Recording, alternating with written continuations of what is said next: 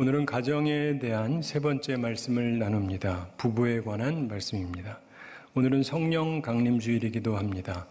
그래서 우리 모두에게 주의 성령의 은혜가 함께 하시기를 바랍니다. 제가 결혼 생활에 관심을 가지고 첫 책을 읽은 게 대학교 1학년 때였는데 그 책의 저자 외국분이었는데 책을 통해서 여러 가지 지혜를 가르쳐 줬습니다. 그리고 특별히 이런 이야기를 했습니다. 많은 사람들이 좋은 배우자 찾는데 많은 관심을 갖고 있고 그 일에 많은 시간을 쏟는다. 그런데 자기 스스로가 좋은 배우자가 되어야 한다는 생각은 전혀 하지를 않고 있다. 따라서 스스로 좋은 배우자가 되려는 노력은 전혀 하고 있지를 않다. 근데 모두 다 이 모양이니까 어찌 결혼 후에 행복하게 살 수 있겠는가? 설사 최고의 배우자를 내가 얻는다 할지라도 내가 부족한 배우자라면 그 결혼은 행복할 수 없는 것이다. 좋은 배우자를 찾는 것도 중요하지만 더 중요한 것은 우리 모두가 어려서부터 좋은 배우자가 되기 위해 스스로를 훈련해야 하는 것이다. 자, 사실 결혼을 위해서 준비되어야 하는 것이 있습니다. 근데 많은 사람들이 자신을 좋은 배우자로 준비하지는 않고 그저 좋은 배우자감만을 찾습니다. 그런데 내가 먼저 좋은 배우자감이 되어야 하는 것입니다. 그리고 그 다음에 나쁜 배우자 말고 좋은 배우자를 얻어야 되죠. 그래야 좋은 부부가 될 수 있는 것입니다. 오늘날 왜 결혼들이 안 행복하고 그러느냐? 이유는 아주 간단해요. 서로 좋은 배우자감이 안 되고 있기 때문에 그렇습니다. 부부 사이에서 가장 중요한 것은 뭐냐? 부모가 자녀는 사랑해야 되죠. 자녀는 부모님을 공경해야 됩니다. 부부 사이에 가장 중요한 것은 연합입니다. 뭐라고요? 연합. 하나 되는 것입니다. 하나됨. 가정생활에서 이렇게 자녀를 사랑하고 부모님을 공경하고 그리고 부부는 연합하는 것, 하나됨이 중요한 것입니다. 이게 성경적인 것인데 하나님께서 하신 주례사가 본문에 나옵니다. 본문 24절 함께 읽어보겠습니다. 이러므로 남자가 부모를 떠나 그의 아내와 합하여 둘이 한 몸을 이룰지로다. 하나님의 말씀입니다. 부부는 연합하는 것, 하나 되는 것이 중요하다는 것이 하나님의 주례사입니다. 그런데 하나님께서 허락하신 부부의 연합, 하나됨을 방해하는 것들이 있습니다. 특별히 세 가지가 있는데 첫째가 결혼한 부부의 부모님 혹은 양가 집안 사람들입니다. 좀 이상한 말 같지만 사실입니다. 물론 양가 부모님들과 양쪽 집안 사람들이 많은 도움을 주고 때때로 부부의 연합을 위해 힘써 줍니다. 그러나 여전히 이분들이 부부 연합에 방해가 되는 경우가 많습니다. 오늘 본문 24절에서 남자가 부모를 떠나야 한다라고 말씀합니다. 이 말은 부모님을 공경하지 말라는 말이 아닙니다. 그러나 결혼을 위해서 남자는 반드시 부모를 떠나라. 이게 성경 말씀입니다. 이게 성경이 이야기하는 결혼의 기본 원리입니다. 그런데 이것은 육체적인 분리만을 의미하는 것이 아니라 그건 기본이고 정신적인 분리도 뜻하는 것입니다. 이제는 자립해야 되는 것입니다. 아내와 하나가 되어서 생각을 해야 됩니다. 그런데 오늘날에도 수많은 남자들이 자신의 아버지나 어머니의 영향과 그늘 속에 있습니다. 부모도 그것을 원합니다. 이래가지고는 온전한 성서적인 연합을 이룰 수가 없는 것입니다. 여성도 마찬가지입니다. 결혼을 하고도 여전히 자기 친정 식구들만 생각하는 사람들이 있어요. 이래서는 부부의 온전한 연합을 이룰 수가 없는 것입니다. 한국 사회의 모든 문제는 이게 굉장히 큰 것 중에 하나입니다. 그리고 때로 효자, 좋은 아들이지만 나쁜 남편도 있습니다. 항상 균형감을 가지고 우리가 살아가야 하는 것입니다. 무엇보다 결혼 당사자들이 자기 부모를 떠나서 육체적으로나 정신적으로나 떠나서 둘이 하나가 되어서 살아야 하는 것입니다. 부부 연합을 방해하는 두 번째 요소는 자녀들입니다. 이것도 이상한 말 같지만 중요한 사실입니다. 대체로 부모님들은 그래도 먼저 돌아가시죠. 근데 두 번째 요소인 자녀가 없는 사람은 제외하고 부부가 사는 날 동안 계속적인 문제로 남을 수가 있습니다. 대체로 자녀가 부모보다 오래 살기 때문에 그렇습니다. 자, 자녀가 부부연합에 과연 방해가 되느냐? 물론 꼭 그렇지 않죠. 사실 자녀가 있어야 부부의 연합이 공고해집니다. 대체로 자녀가 없을 때보다 자녀가 생기면 부부 사이가 더욱 돈독해집니다. 자녀를 많이 낳고 헤어지는 사람은 별로 없습니다. 5 이상 낳고 헤어진 사람은 제가 거의 못 본 것 같아요. 자녀들은 부모를 든든히 엮어주는 역할을 합니다. 그런데 그럼에도 불구하고 이 자녀들이 때로 부부의 연합을 방해하는 요소가 되는 것이 사실입니다. 아이들이요, 용돈은 누구한테 달라고 해야 더 잘 받는지 알아요. 그리고 어떤 일은 누구한테 말하면 거절되고 누구한테 말하면 되는지도 잘 압니다. 그래서 부부의 틈새로 자꾸 끼어들어요. 근데 이런 작은 일들이 결국 부부 사이의 연합이 조금씩 깨지게 만듭니다. 많은 부부의 연합이 자기들도 모르는 사이에 자연스럽게 깨어져요. 나중에 도저히 하나가 될 수 없을 정도로. 그래서 조심해야 하는 것입니다. 부부의 연합을 방해하는 세 번째 요소는 잘못된 조언을 하는 다른 사람들입니다. 결혼할 때가 되면 수많은 사람들이 조언을 합니다. 결혼 초에 확 잡아야 돼. 안 그러면 평생 고생이야. 뭐 이런 류의 조언하는 사람들이 많습니다. 예나 지금이나. 처음부터 결혼 생활을 하나의 기득권 잡는 것으로 설명을 하는 사람들이 있어요. 또는 일종의 끊임없는 싸움인 것처럼 말을 합니다. 처음부터 이혼을 전제로 생각하라는 사람들도 많아요. 돈 말하지 마라. 돈도 배우자한테 비밀로 해라. 뭐 이런 사람들도 있고, 하여간 속이면서 살라고 얘기하는 사람도 꽤 많아요. 우리는 우리 부부의 연합을 방해하는 이런 세 가지 요소에서부터 우리 자신을 잘 지켜야 됩니다. 부부의 연합이 깨지지 않도록 이런 공격들로부터 우리를 보호해야 되는 것입니다. 사랑하는 성도 여러분, 하나님께서는 우리에게 결혼이라고 하는 것을 통해서 우리한테 행복을 주시려고 하시는 것입니다. 단지 우리가 제대로 하지 못해서 불행할 뿐인 것입니다. 오늘 성경을 근거로 중요한 결혼의 관념을 함께 나누기를 원합니다. 우선 본문에서 배우는 세 가지 교훈이 있습니다. 첫째로, 하나님의 뜻은 돕는 배필을 주고 싶어 하신다는 것입니다. 하나님은요, 돕는 배필을 주고 싶어 하십니다. 이건 좋은 소식, 복음이에요. 18절 함께 읽어보겠습니다. 여호와 하나님이 이르시되 사람이 혼자 사는 것이 좋지 아니하니 내가 그를 위하여 돕는 배필을 지으리라 하시니라. 아멘. 남자가 홀로 사는 것이 보기 좋지 못하다고 하나님께서 말씀하셨습니다. 그러면서 내가 그를 위하여 돕는 배필을 지으리라. 내가 만들어주겠다, 이런 말입니다. 없는데요, 하나님이 만들어주겠다는 얘기예요. 하나님의 결심이에요. 이게 복음입니다. 문제는 사람들이 이걸 안 믿어요. 하나님께서는 이 세상에서 가장 좋은 환경이었던 에덴 동산 다 있잖아요. 근데 남자가 홀로 있는 것은 좋지 않다, 이렇게 여기셨습니다. 하나님께서는 우리 자신보다 우리를 위해서 무엇이 더 좋은지를 잘 알고 계십니다. 성서학자 매튜 헨리가 했던 말은, 그런데 우리가 꼭 기억할 필요가 있습니다. 어울리는 아내만이 돕는 배필이며 하나님께서 주시는 것이다. 그냥 아내면 무조건 돕는 배필이라는 게 아니에요. 그리고 무조건 하나님이 주신 거라고 볼 수 없습니다. 어울리는 아내만이 돕는 배필이며 하나님께서 주시는 것이다. 근데 하나님께서는요, 돕는 배필을 만들어주고 싶어 하십니다. 이게 복음인데 이걸 아는 분들이 별로 없고 청년들은 진짜 몰라요. 단지 타락한 인간은 겉만 추구합니다. 그러다가 모두 멸망하게 되는 겁니다. 창세기에 나오잖아요. 노아의 홍수가 왜 일어납니까? 바로 그래서요. 다들 자기 좋은 대로 결혼하거든요. 지 눈에 좋은 대로. 쉽게 말해서 남자들은 예쁜 여자만 추구하다가 그러다가 다 멸망을 하게 됩니다. 근데 하나님께서는요, 돕는 배필을 주고 싶어 합니다. 이 말하면 또 오해하세요. 하나님이 주는 배필은 안 예쁘다. 난 그런 말 하지 않았어요. 하나님의 뜻을 깨닫게 되시기를 바랍니다. 두 번째로, 하나님께서는요, 감동적인 선물을 주십니다. 하나님께서는 감동적인 선물을 주세요. 아담을 깊이 잠들게 하시고 그의 갈빗대로 여자를 만들어 주셨습니다. 오늘 보면 21절에서 여호와 하나님이 아담을 깊이 잠들게 하시니 잠들매 그가 그 갈빗대 하나를 취하고 살로 대신 채우시고, 이렇게 말씀하죠. 22절 말씀 함께 읽어보겠습니다. 여호와 하나님이 아담에게서 취하신 그 갈빗대로 여자를 만드시고 그를 아담에게로 이끌어 오시니. 아멘. 많은 성서학자들이 갈빗대로 만든 이유를 이렇게 설명을 합니다. 남자를 지배하지 않도록 머리뼈로 만들지 않았다. 또한 짓밟히지 않도록 다리뼈로 만들지 않으셨다.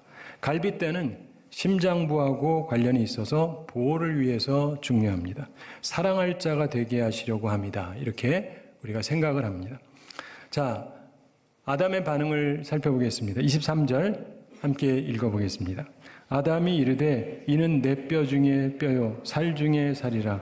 이것을 남자에게서 취하였은즉 여자라 부르리라 하니라. 아멘. 아담이 잠에서 깨어나자마자 하나님의 의도를 깨닫습니다. 그리고는 기쁘게 신부를 영접했습니다. 이는이라고 그가 말하죠. 히브리어로 조트라고 하는 말인데 우리 한글 성경에 2번 지금 나오고 있습니다. 그런데 본문을 살펴보면 3번 나와요. 너무 좋아가지고 이거 이런 거예요. 이해가 되세요? 이거 이런 거란 말이에요. 너무 좋았다 이거. 너무 좋은 거. 기쁨이 충만해가지고 첫사랑에 빠진 거예요. 하나님이 주신 거 나쁜 거 아니에요. 내 뼈 중에 뼈요 내 살 중에 살이로다. 이게 흔히들 최고다라고들 많이 해석하는데 뭐 그렇게 해도 되는데 사실은 그보다는 뼈 중에서 뼈다. 다시 말해서 본질적으로 하나다 이런 얘기예요. 살 중에 살이다. 이것도 마찬가지 본질적으로 나의 일부다. 나와 하나다. 이런 얘기예요. 남자는 히브리 말로 이시, 여자는 이샤입니다. 비슷하죠? 발음도 비슷해요. 하여간 감동적인 선물을 받은 것입니다. 하나님은 감동적인 선물을 주시고 싶어 하십니다. 그걸 믿으셔야 돼요. 특별히 청년들은 특별히 더 믿으셔야 되고. 단지 타락한 인간은 하나님께서 주시는 배우자 받고 싶어 하지 않습니다. 나쁠 것 같다고 생각해요. 자기가 선정하고는 그 다음에는 또 싫어하고 후회하면서 살죠. 이게 타락한 인간들의 모습입니다. 하나님께서는 배우자로 감동적인 선물 같은 사람을 주고 싶어 하십니다. 이게 성경 말씀이에요. 이걸 믿으세요. 여러분의 후손들에게 가르치세요. 그래야 좋은 배우자를, 하나님이 마련하신 배우자를 만날 수 있는 것입니다. 3번째로 남자는 부모를 떠나 아내와 한 몸을 이루라는 말씀. 아주 귀한 결혼 주례사입니다.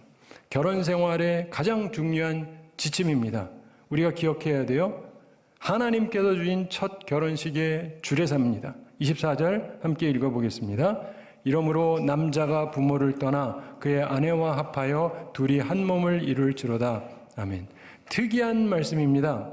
자, 남자가 부모를 떠나, 이게 성경의 말씀입니다. 남자가 부모를 떠나야 합니다. 제가 오래 살핀 바에 의하면 이게 맞습니다. 저도 아들입니다. 저한테 2 아들이 있어요. 딸은 없어요. 아들만 있습니다. 그래도 성경 말씀이 옳습니다. 성경 말씀이 진리예요.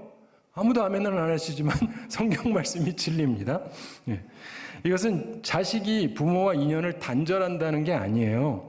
거주의 편의를 위해서 지역적으로 떠나는 것이고 사랑의 관점에서 부모와 별도의 생활을 하는 것입니다. 기억하세요. 기독교는 유교가 아닙니다. 유교적 사고는 버리세요. 부모 공경해야 됩니다.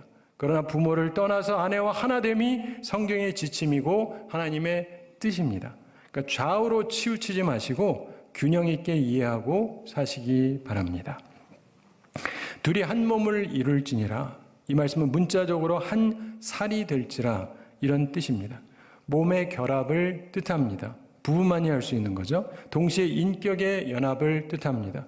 성경적 부부의 도덕은 남자 된 남편과 여자 된 아내가 연합하는 진리입니다. 참고로 성경은 분명히 남자와 여자라고 말했습니다. 동성 결혼은요, 결혼이 아닙니다. 하나님 앞에 가증한 범죄다. 이게 성경의 말씀이에요. 악을 따르지 마시고 악한 자 편에 서지 마시기 바랍니다. 하나님께서 무죄시대에 정하신 2가지가 있다고 말하죠. 안식일, 이게 바로 교회를 위한 것. 그래서 교회를 세웠다 이렇게 보는데 신앙 보존을 위해서, 그리고 2번째가 결혼입니다. 남녀가 결혼해야 되거든요. 인간의 보존을 위해서. 무엇보다도 이것을 위해서 남자는 부모를 떠나 아내와 한 몸을 이루어야 됩니다. 우리가 이걸 잘 기억해야 하나님이 주시려고 하는 복을 온전히 받아 누릴 수가 있습니다. 하나님의 주례사이기 때문에 기억하고 잘 지켜야 하는 것입니다. 인류 최초의 결혼에는 특색이 있었습니다. 25절 함께 읽어보겠습니다. 아담과 그의 아내 2 사람이 벌거벗었으나 부끄러워하지 아니하니라. 아멘. 이들 마음에 부끄러움이 없었습니다. 서로 죄가 없었어요. 그리고 수치스러움이 없었다. 이런 얘기입니다. 참고로 신약에서는 이 말씀이 교회에 대한 신령한 진리를 가르친다고 말씀을 합니다. 아담의 몸에서 희생을 지불함으로써, 그렇죠? 그러면서 아내가 생긴 것처럼 예수 그리스도께서 그 옆구리에서 물과 피를 쏟으시고 죽으셨다가 다시 살아나심으로 그리스도의 교회가 성립된 것을 비유합니다. 그리스도와 교회는 이같이 밀접합니다. 그리고 교회는 그리스도의 몸이라고 말씀하지 않습니까? 따라서 모든 성도, 모든 교회는 부모와 처자보다 예수 그리스도를 더 사랑해야 합니다. 남녀가 결혼하면 부모를 떠나는 것처럼 사람이 예수 그리스도를 믿게 되면 예수 그리스도와 결혼을 하는 것이므로 모든 혈족보다 그리스도를 더 사랑해야 됩니다. 이것이 부모를 떠난다는 의미이기도 한 것입니다. 아브라함도 하나님을 따라가기 위해서 본토 친척 아비집을 떠났습니다. 예수님께서도 말씀하셨습니다. 내 이름을 위하여 집이나 형제나 자매나 부모나 자식이나 전토를 벌인 자마다 여러 배를 받고 또 영생을 상속하리라. 마태복음 19장 29절 말씀이죠. 사랑하는 성도 여러분, 이제 우리 주 예수 그리스도와 연합하셔야 됩니다. 그래서 결혼하신 분들은 돕는 배필로 잘 살아야 됩니다. 서로. 또한 우리 모두는 주님의 신부된 교회답게 주님을 돕는 배필답게 살아야 하는 것입니다. 그게 교회가 해야 될 사명입니다. 자, 그런데 부부가 온전히 연합하려면 어떻게 해야 될까요? 오늘은 성령 강림 주일인데 성령의 인도하심을 받아야 됩니다. 성령께서는요, 주님이 가르치신 말씀이 생각나게 하신다고 그럽니다. 그리고 말씀을 실천할 수 있는 능력을 주세요. 안다고 꼭 되는 게 아니거든요. 용기가 생겨야 되거든요. 성령이 임하시면 우리가 용기를 얻게 돼요. 초대교회 성도들이 두려워합니다. 그러다가 성령께서 임하시니까 비겁하게 숨지 않고 나가서 사람들에게 담대하게 증언을 했습니다. 예수님을 죽인 그들이 죄인이고 교회의 남편이신 예수님이 의롭다라고 담대하게 말했습니다. 그러면서 많은 사람들이 돌아오게 되죠. 오늘날 한국교회에 필요한 것이 바로 이것입니다. 성령 강림 주일에 성령의 임하심을 통해서 더 이상 기독교인들이 비겁하게 두려움으로 입을 다물고 숨어 있을 것이 아니라 담대하게 증언해야 하는 것입니다. 예수님을 핍박하는 사람들이 바로 죄인이라는 것을 담대히 외쳐야 하는 것입니다. 그것을 오늘 성삼위 하나님께서 우리에게 원하시는 것입니다. 이제 비겁하게 살지 맙시다. 두려워서 몸살이지 말고 예수 그리스도를 증거해야 합니다. 그래서 세상을 변화시키는 데 앞장서는, 복음화를 위해 앞장서는 우리 모두가 되기를 바랍니다. 부부가 말씀을 사랑하고 살면서 기도하면 성령님께서 말씀이 생각나게 해주십니다. 오늘 24절 말씀 하나님의 첫 주례사도 생각이 나게 됩니다. 24절 다시 한번 함께 읽어보겠습니다. 이러므로 남자가 부모를 떠나 그의 아내와 합하여 둘이 한 몸을 이룰지로다. 아멘. 이 말씀을 따라서 남자가 여자인 아내와 하나가 되면 온전한 가정이 됩니다. 오늘 주님의 말씀을 듣는 우리 모두에게 성령의 임재하심으로 우리가 온전한 가정을 이루고 또 온전한 교회를 이룩하게 되기를 바랍니다. 말씀을 맺으면서 결론적으로 기억할 일이 있습니다. 자, 남편은 아내를 예수님께서 교회를 사랑하신 것처럼 사랑하라. 이게 신약의 가르침입니다. 그리고 아내는 남편을 교회가 주님을 순종하듯이 따라가야 된다. 이렇게 말씀합니다. 그러면서 기억하면 좋을 언어 사용법을 잠깐 말씀드리겠습니다. 일단 결혼을 하시면 언어 사용이 달라져야 돼요. 부부싸움이 잦은 부부하고 사이가 좋은 부부를 연구해 보면 그들이 쓰는 용어가 달라요. 나, 너 이런 말은 좋지가 않습니다. 우리라는 말을 써야 돼요. 결혼했으면. 그리고 모든 의견과 생각 이걸 처음부터 가르지를 말아야 돼요. 우리가 됐으니까. 우리는 한국 사람뿐 아니라 미국 사람들도 똑같다는 것을 연구해 보면 알게 돼요. 부부 사이가 좋은 사람들은 대화 속에 우리라는 말이 많아요. 미국 사람은 we, 사이 안 좋은 사람들은 you and me예요. 너랑 나랑. 이런 식이에요. 그리고 우리 집은 더 이상 내 부모님과의 집이 되면 안 돼요. 우리 집은 반드시 아내와 남편이 있는 그 집을 뜻해야 돼요. 언어에서부터 자꾸 둘 사이를 분리하는 말을 쓰면 안 됩니다. 서로 우리 집이라는 말을 쓰면서 그게 자신의 부모님 집을 뜻하는 말을 쓰는 경우들이 많습니다. 그리고 상대방의 집을 가리켜서 당신네 집이라고요. 당신네 집. 너랑 나랑 다르다는 거잖아요. 말 자체가 부부가 한 집이 아니라는 뜻이에요. 그래서 이런 언어부터 반드시 바꾸셔야 됩니다. 우리 교회를 얘기할 때도 우리 교회라고 하시면 돼요. 이 교회, 새빛교회 막 그러지만 우리 교회잖아요. 맞죠? 그리고 부부 사이에 자주 사용할수록 잘 연합이 되는 4가지 중요한 말이 있습니다. 그 첫째가 사랑해요라는 말이죠. 특별히 여성들이 듣고 싶어하고 남성들은 부인이 해줄 수 있는 걸 꼭 해주셔야 돼요. 두 번째로 고마워요라고 하는 말이 있습니다. 남편이 힘써 일하고 아내가 노력하는데 그 노력과 봉사를 항상 감사하다고 표해야 됩니다. 계속 감사를 표하는 게 중요합니다. 그러면 피곤한 줄 모르고 계속 나를 위해서 사랑의 봉사를 하기가 쉽거든요. 세 번째로 미안하다는 말도 할 줄 아셔야 돼요. 살다 보면 인간인지라 잘못할 때가 있습니다. 그런데 자신의 잘못을 빨리 시인하고 상대방에게 사과해야 되는데 내가 뭘 잘못했냐? 네가 잘못했지. 뭐 이런 자세를 가지면 부부 사이가 어렵습니다. 미안해요라고 말할 수 있어야 돼요. 넷째는 괜찮아요라고 하는 말을 또 해야 됩니다. 부부들이 미안하다는 말을 잘 안 하는데 사실 미안하다는 말 하는 게 쉽지 않거든요. 근데 어렵게 미안하다고 했는데 오히려 핀잔을 주는 경우가 많습니다. 그러면 다시는 미안하다는 말을 하지 않습니다. 그러니까 상대방이 미안하다고 할 때는 괜찮아요라는 말을 할 수 있으셔야 돼요. 제가 자주 말씀드린 이를 악물고라도 하세요. 괜찮아요. 이게 다 훈련입니다. 네, 이런 대화가 있으면 부부 사이가 조금 더 원만해질 수 있습니다. 제가 한 가지 예를 말씀드리면서 오늘 말씀을 마치겠습니다. 여러분, 칼이라고 하는 것은 유용하지만 주의해서 사용해야 되죠. 잘못하면 다치니까. 불도 유용합니다. 그러나 주의해서 사용해야 되는 거죠. 마찬가지로 결혼이라고 하는 것, 우리의 행복을 위해서 주어진 거예요. 유익한 것입니다.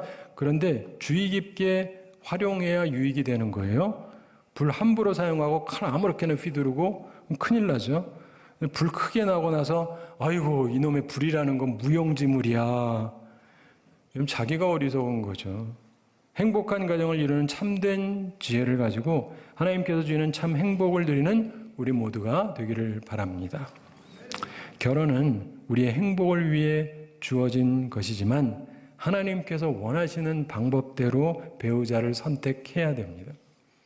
그리고 결혼한 후에 남편은 아내를 주 안에서 사랑하고 아내는 남편을 주 안에서 섬기고 복종함이 있어야 돼요. 그래야 행복한 결혼을 할 수가 있는 것입니다. 하나님께서는 우리에게 행복을 주려고 배우자를 주셨습니다. 이제 바른 방법으로 부부의 연합을 힘쓰고 하나님께서 주려는 행복을 누리며 사는 우리가 되고 또 바른 방법으로 주님을 섬겨서 복된 교회 생활하는 우리 모두가 되기를 우리 주님의 이름으로 축원합니다.